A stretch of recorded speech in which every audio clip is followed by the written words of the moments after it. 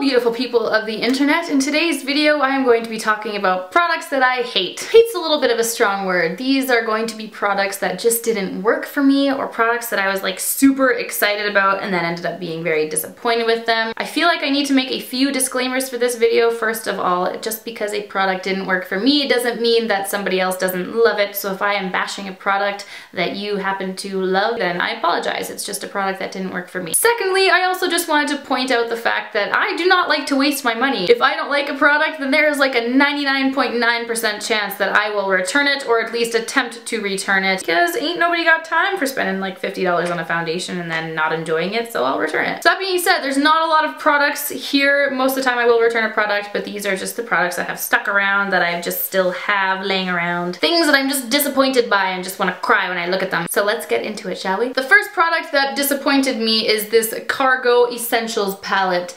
Taupe from Glam Life Grew talked about this forever and loves the Cargo eyeshadow palettes, and so I decided to order one. Don't get me wrong, the shadows look absolutely beautiful. I did recently get this and I'm really looking forward to using the shadows because they swatched beautifully. It's not the quality of these that I'm disappointed by. I'm so disappointed by the packaging. Like, it is just obnoxiously large. I don't know if you guys can tell, but that is a thick piece of cardboard. Like, all I want to do is just cut this out and just have a little palette laying there, because it's really hard to fit in my drawer. It's like so much bigger than any other palette that I have. It's so thick, it's so bulky, it's inconvenient to open, and I just hate the chintzy cardboard package. I don't know, for the quality of the eyeshadows and for the prices of the Cargo cosmetics, I feel like they could have put a little bit more effort into the package. But that's it. If you guys want to see a video with this, let me know, because the eyeshadows are beautiful, but just the packaging, I couldn't believe it. I kid you not, it was one of those like princess moments where you receive the package, you're so excited, and then you look at it and you're like, why is it so massive? It kind of made me want to return it. Super disappointed with this packaging. Just wanted to throw it out there. If you guys have a small makeup space, I wouldn't get this because it's just so bulky.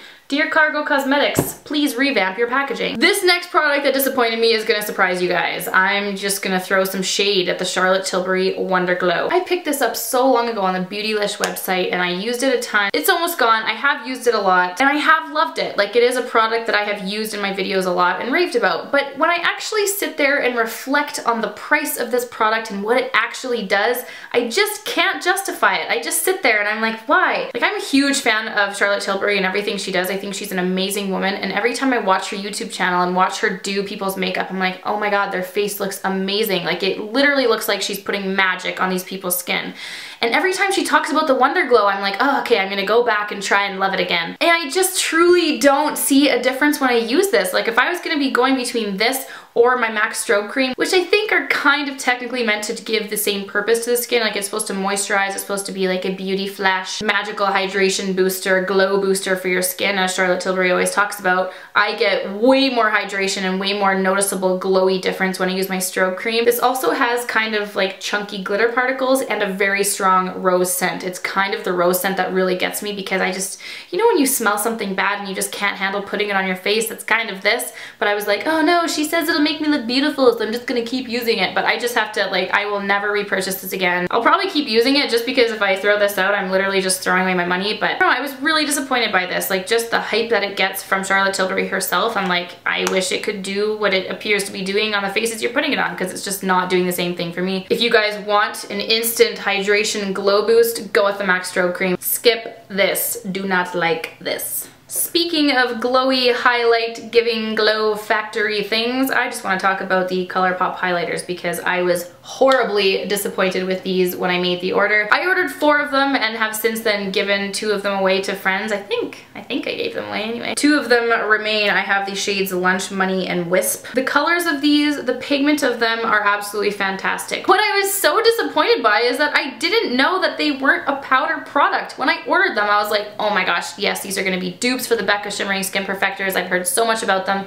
They look absolutely beautiful and amazing when other people use them. But if any of you have been surprised by the same thing I am, the ColourPop texture of these, it's like a moussey, oh, you know what? If any of you have used the Maybelline Dream Bouncy Blushes, it's the same texture as that, which is a texture that I don't like. I get weirded out when I assume that something is a powder and then I touch it and then it indents like when I touch my belly. It's just not something I really enjoy. I don't know, I was super weirded out by the texture of this. I really didn't like it. And I'm not a huge fan of creamy highlighters. Like when I highlight, I like to take a brush and kind of like dust it on my face. I don't want to have to sit there and like pat it with my finger. Like it's just weird. And in my opinion, it just doesn't blend out as nicely. Maybe those of you who enjoy like more creamy highlighters or this weird moussey texture, maybe you won't be bothered by it, but I just really didn't enjoy it. I don't enjoy applying it. I find it like stressful to have to put my finger in it and pat it on into the highlighting places. I just want to dust it around and make myself look like a wispy moonlight angel. I'm just not a fan of this texture. It weirds me out. I don't like the moussey thing. Super disappointed by those highlighters. I apologize for this little ColourPop bashing moment that I'm about to have, but I just want to talk about another product that like it disappointed me so much that I kind of wanted to cry because I had gone on a binge. I was so excited for this product to come out, and it was one of those things that you put on and you're like, crap. It's the ColourPop liquid lipsticks. Now I've done a swatch video on these because I was so excited to get them. I didn't even bother testing it out first. I like opened the package, I swatched them all, filmed the swatch video and was like, oh my god, yeah, I'm so excited for these. And then when I actually tried to wear one a few days later, I was like horrified by what I had just put on my face.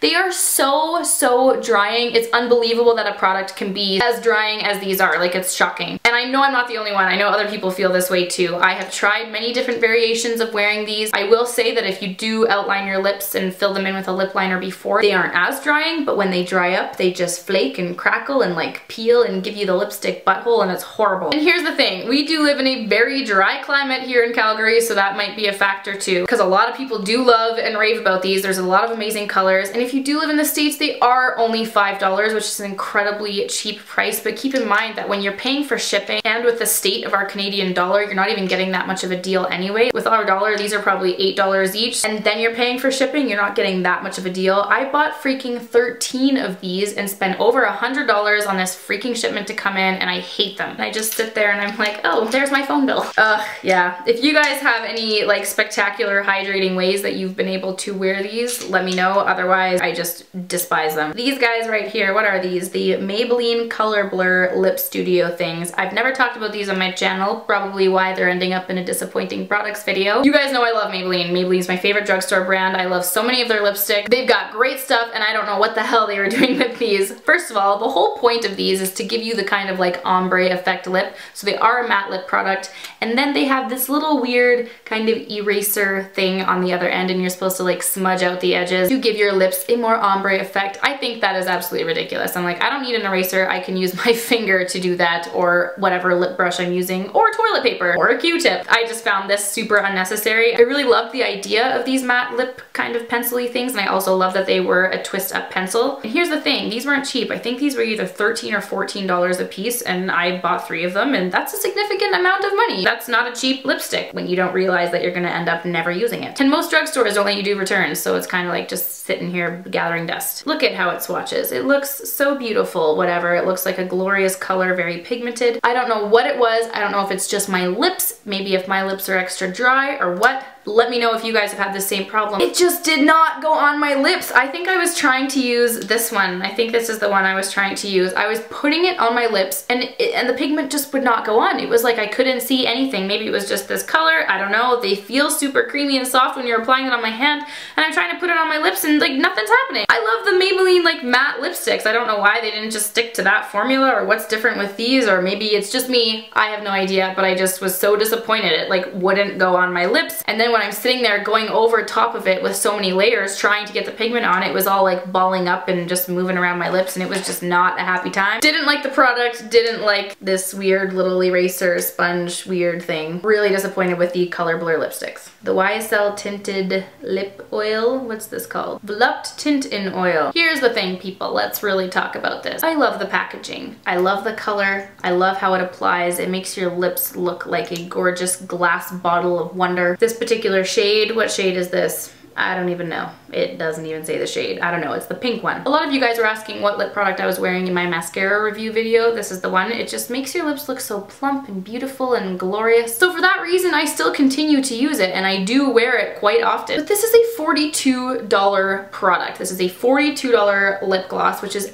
absolutely asinine. Like, anyone who willingly pays $42 for a lip product like myself, yeah, like, we're insane. But the whole point of this is that it's an oil. It's supposed to moisturize, like give your lips the most plump moisture that it possibly can, and I find myself having to apply this like every 8 minutes. Seriously, again, I don't know if it's because we live in Calgary and it's just so dry here that that's the problem, but when I apply this, I feel like my lips almost feel more dry after I've applied it. Like when I'm applying my Burt's Bees, it's great. I can like wait a whole hour before applying more chapstick, but when I apply this, it's like, I don't know if I'm like putting this layer, like blocking the moisture from my lips or what, but my lips get so caked up and dry whenever I use this product, and I'm like, this is the opposite. Like, if I'm spending $42 on a freaking oil lip gloss, I want it to be moisturizing. If it's a freaking oil, it should be moisturizing my lips. Ja feel? I hope ja feel me. This Sigma brush. This is the Sigma F10 powder blush brush. This was sent to me along with other brushes that I use and love dearly, but I just wanted to talk about this brush because maybe some of you can suggest something to me because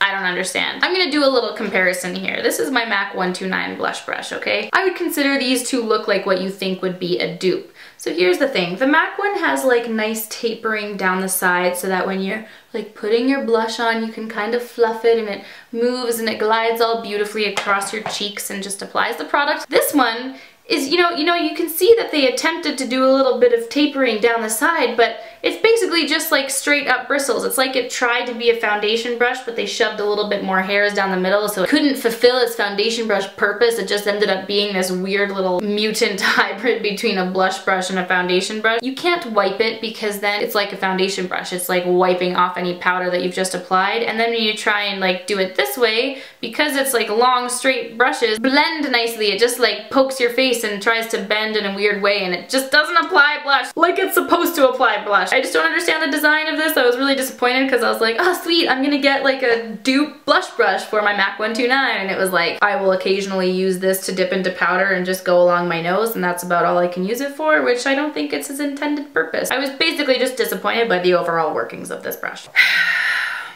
I want to talk to you guys about beach sprays. This is something that really, really upsets me because I don't know if you guys remember, but I think maybe like a year or two ago, there was so much hype around this Bumble and Bumble freaking surf spray. It was in like all the magazine things, all the bloggers talked about it. It was like, oh my goodness, my hair is straight, I spray this in and I'm like a beach babe. There was some like really hot surfer chick who used this in her hair and said she swore by it, and I'm like, I don't know what you are eating or doing differently to get your hair that way, but I can sure as hell tell you that it's not this beach spray. I have tried everything with this spray, I kid you not. Like, I've tried it with my hair dry, I've tried it with my hair wet, I've tried curling it before, I've tried curling it after, I've tried spraying it on a French braid like many people recommended doing it. Every time I spray this into my hair, it just turns my hair into a gucky, clumping mess, and I freaking hate it. I hate that I spent over $20 on this tiny little bottle of something that does nothing for me. I despise it. The same thing is to be said with the Living Proof Style Lab Instant Texture Mist. I really, really tried hard to love this. Sometimes this one does work for me, like if I've curled my hair and it's like second day curls and I spray this in and give a little bit of zhuzh to like, you know, give it more texture, that's fine. But the problem with this is I don't know if you guys can see this, but there's all this like product buildup around this, and that's because when I spray it, it just decides to not spray. It'll like squirt a little goop squirt onto you, and then the rest of it will just like dribble down the sides, and I'm like, okay, well, you know, there's nothing blocking the spray bottle here.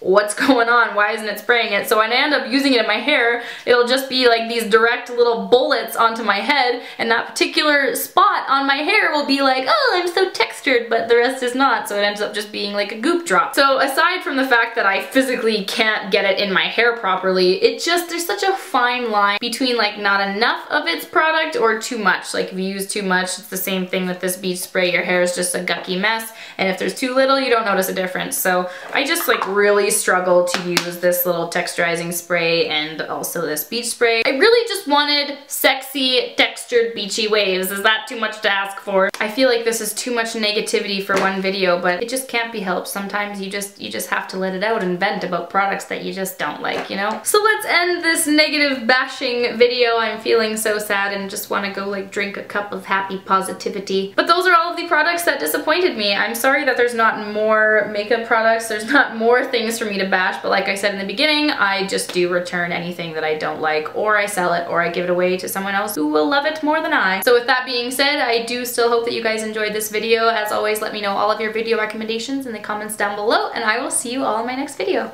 Bye!